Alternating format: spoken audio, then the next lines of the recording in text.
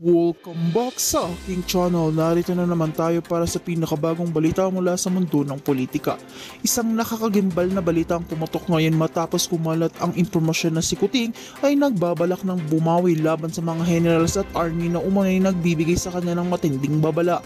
Hindi inaasahan ng marami nahahantong sa ganitong tensyon ang sitwasyon matapos lumabas ang panawagan ng mga opisyal na militar na dapat nang magbitiw si Kuting sa kanyang posisyon. Ayon sa mga insider, hindi nagustuhan ni Kuting ang direktang mensahe na ipinadala ng mga general na malino na nagsasabing wala na siyang kredibilidad upang pumunuan at galit at pagkatismaya. Sinasabing naglatag na ito ng mga hakbang kung paano babawi sa mga opisyal na kanyang tinuturing na kalaban sa loob.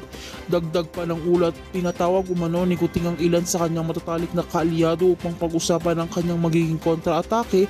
Hindi rin umano ito titigil hanggat hindi niya napaparamdam sa mga general at army na siya pa rin ang may hawak ng kapangyarihan.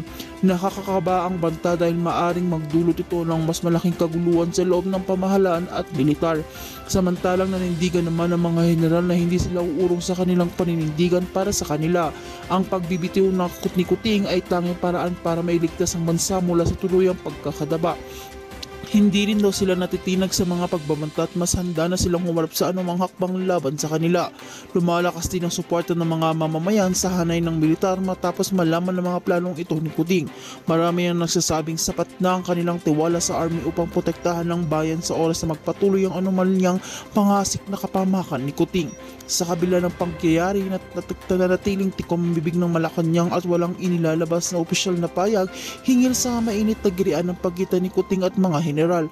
Subalit malino na tumitindi ang tensyon at maaaring magbunsod ng matinding krisis sa mga susunod na araw. Ang tanong ngayon, sambayanan, matutuloy ba ang pagbawi ni Kuting laban ng mga general at army o tuluyan na siyang babagsak dahil sa bigat ng patikos at manawag ang pagbitiw? Isang sitwasyong nag-aantay ng kasagutan, isang banggaan na maaaring magbago ng takbo ng kasaysayan ng bansa.